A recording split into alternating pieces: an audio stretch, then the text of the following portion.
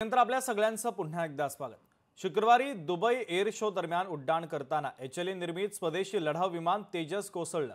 यात पायलटचा मृत्यू झाला। या दुर्घटनेनंतर संपूर्ण भारतामध्ये खळबळ उडालेली आहे।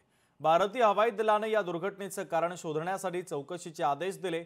या दुर्घटनेमुळे भारताच्या स्वदेशी बनावटीच्या हलक्या लढाऊ विमानांच्या सुरक्षेच्या संदर्भात विशेषतः किती अपघात झाले आहेत आणि ते नेमके कशामुळे झाले या संदर्भात नवीन प्रश्न उपस्थित झाले आहेत। सविस्तर पाहूयात।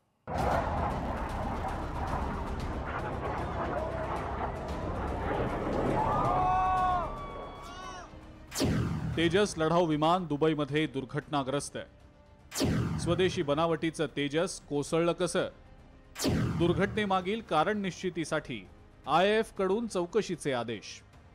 दुबई एअर शो दरम्यान भारतीय हवाई दलाचं तेजस विमान दुर्घटनाग्रस्त झालं आणि त्यात असलेल्या पायलटच्या दुर्दैवी मृत्यूमुळे HAL निर्मित तेजस फायटर जेट पुन्हा एकदा गंभीर चौकशीच्या फेऱ्यात अडकल्याचं दिसतंय। LCA MK1 विमान हवाई कसरती सादर करण्यासाठी हवेत झेपावलं होतं, मात्र काही क्षणातच ते खाली कोसळलं। दुपारी 2:10 ही घटना घडली। जमिनीवर आदळल्यानंतर काही क्षणातच तेजस विमान आगीच्या भक्ष्यस्थानी पडलं। एका अधिकृत निवेदनात इंडियन एअर फोर्सनं या दुर्घटनेत पायलटच्या दुर्दैवी मृत्यूला दुजोरा दिला असून या दुर्घटनेमागील कारण निश्चितीसाठी चौकशीचे आदेशही दिलेत। पण या दुर्घटनेनंतर भारताच्या स्वदेशी हलक्या लढाऊ विमानांच्या सुरक्षिततेच्या रेकॉर्डबद्दल विशेषतः किती अपघात झाले आणि ते नेमके कशामुळे झाले याबद्दल नवीन प्रश्न उपस्थित केले जात आहेत।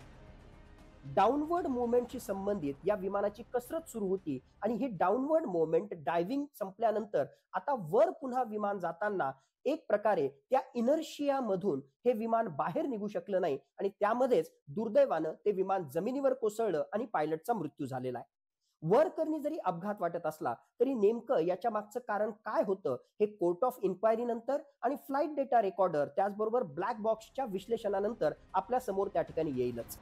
तेजस लढाऊ विमानाचा हा दुसरा मोठा अपघात झालाय।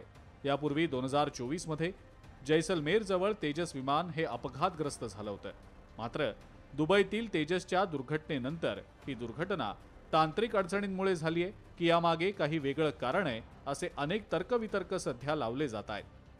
अपघात जरी असला तरी सुद्धा त्याच्याशी संबंधित प्रतिस्पर्धी कंपन्या असो किंवा दुश्मन राष्ट्र ही कशा प्रकारे LCA तेजस हे डिफेक्टिव्ह आहे हे दाखवण्याचा प्रयत्न करतील आणि एक प्रकारचं डिसइन्फॉर्मेशन कॅम्पेन पुढे चालवण्याचा प्रयत्न करतील। आतापर्यंत मागच्या वर्षीचं ऑक्टोबर 2024 मधलं जैसलमेर मधला अपघात जर सोडला तर आतापर्यंत LCA तेजसशी संबंधित कुठलंही इंजिन माल फंक्शन झालं किंवा कुठलाही अपघात झाला आणि कोणाचा मृत्यू झाला अशा प्रकारची बातमी किंवा अशा प्रकारची घटना घडलेली नाहीये। म्हणूनच LCA तेजसच्या मॅन्युफॅक्चरिंग विषयी जर कोणी शंका उत्पन्न करत असेल तर ती पूर्णतः चुकीची ठरते।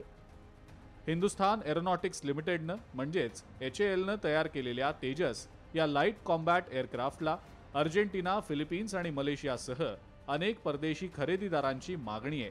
अशा परिस्थितीत HALला तेजसच्या बाबतीतील सुरक्षा बाबींवर, तांत्रिक बाबींवर आणखी अभ्यास करून त्यातल्या अडचणी दुरुस्त कराव्या लागणार असल्याचंही आता बोललं जात आहे। अविनाश ढेगसकर, लोकशाही मराठी, मुंबई।